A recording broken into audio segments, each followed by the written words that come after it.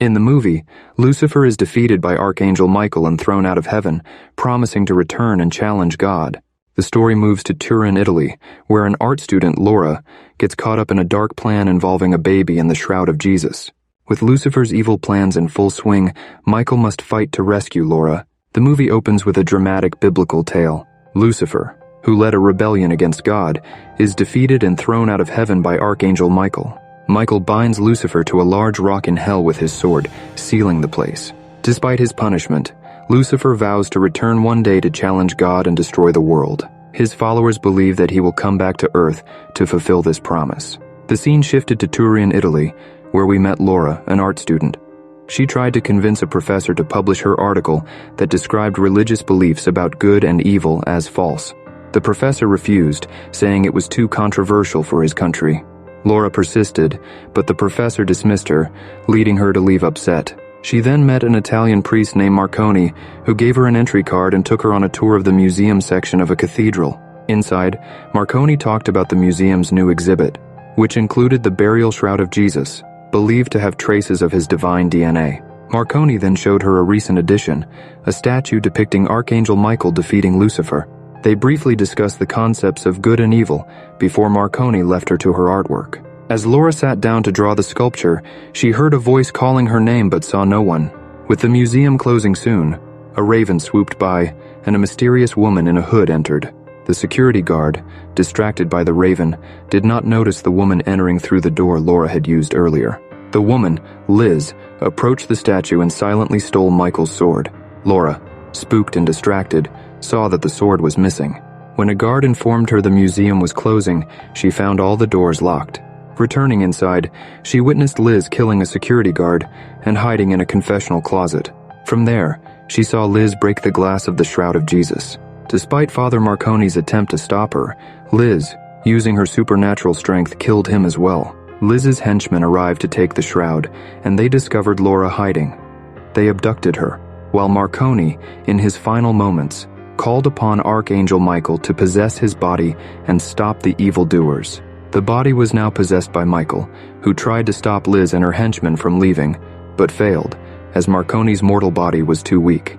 Next we met Dr. Laurent, who showed off his latest research, a young boy playing the violin like a pro. His company had been collecting ancient artifacts and DNA from famous historical figures, using both the latest and oldest technology to clone them. Dr. Laurent introduced the boy as Antonio Vivaldi, a 17th century music composer, and his parents, and then they left. Afterward, he called his assistant to bring in a baby, Michelangelo, which earned a standing ovation. An auction for the baby started immediately. Soon Liz arrived at Lucifer's villa and summoned Dr. Laurent, revealing they were working together. Dr. Laurent talked about the time spent on his research and felt his moment had finally come. Laura woke up in a glass prison, along with many other women who were trapped there. One woman was very noisy, but Laura used the same words to calm her down, and it worked. Some men came to take tests and photos of the woman. Michael, having regained some strength, returned to the cathedral where he found the bishop and his assistant reviewing security footage.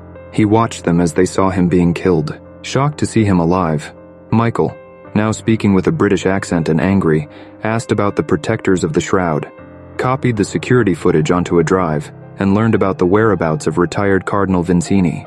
He then borrowed a jacket from one of the holy men and searched for Marconi's car in the parking lot, finding it and deliberately backing into an Audi with contempt in his eyes. Michael took a long drive, followed by a raven, while the film showed Dr. Laurent picking up Jesus' DNA with a dropper. Michael reached a cottage in the hills, where Cardinal Vincini, who initially did not recognize him, soon identified him and revealed Liz as one of Lucifer's beasts.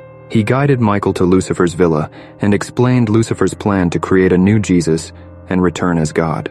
They set off for Lucifer's villa. At the same time, Laura and the other women were trying to make weapons with the restraints while sharing their stories of how they got there.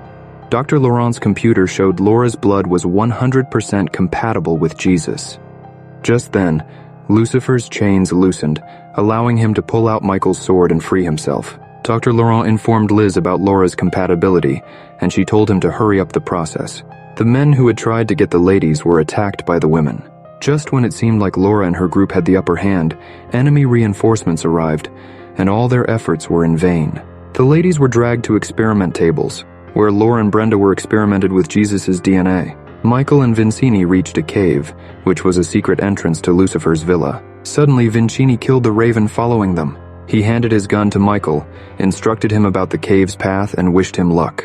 Laura and Brenda were dressed as brides and brought out to a gathering of cloaked worshippers, where they were chained to a pillar. In between their cries for help, a beast came out from the doors of hell and dragged them away in chains as the worshippers cheered.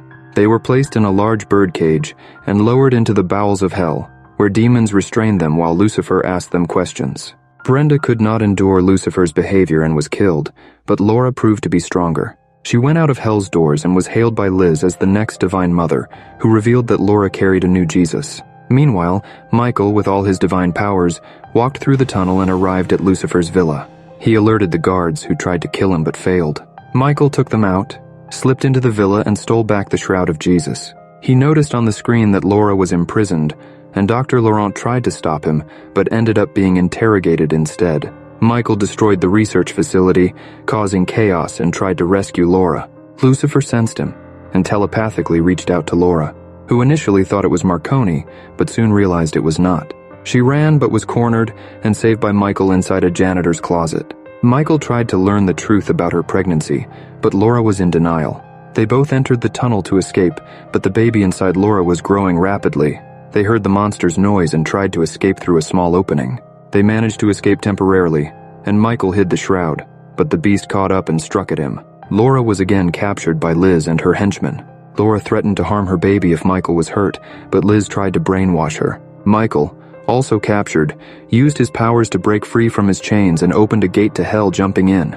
In hell, Michael was immediately attacked by demons but fought them off. He reached the spot where Lucifer was supposed to be imprisoned, but was shocked to find him missing. Some demons arrived and imprisoned Michael in the same way he had done to their master. The baby inside Laura grew rapidly, scaring her. Liz tried to console her, as she noticed the changes in her body. Meanwhile, a group of hobbits appeared in hell and introduced themselves to Michael. He promised to free them if they brought him his sword, but they were interrupted by demons who abducted some of them. The baby inside Laura began telepathically communicating with her, making promises, including the promise to kill Liz. Liz was extremely jealous of Laura for not being chosen. Laura used her newfound strength to crush two men. However, she came to her senses and realized how evil the baby inside her was. Laura trapped herself in a janitorial closet and drank a harmful liquid, trying to end the life inside her. Liz was furious but arrived too late. She thought everything was ruined. Lucifer gained possession of Laura and treated Liz poorly. However, he assured her that everything was fine. Lucifer, now in Laura's body, left after discussing plans to eliminate all witnesses after the baby's birth. Laura was soon placed inside a special box for the proper development of the baby. Lucifer went to hell to boast about his successes to Michael, who was still imprisoned there. As Lucifer was about to leave, Michael had a vision where Lucifer appeared to be restrained by divine light. Michael realized this was part of God's plan, not Lucifer's. The hobbits arrived again, trying to free Michael, but failed until one of them managed to drag his divine sword. Demons arrived to stop them, but the hobbits managed to give Michael his sword.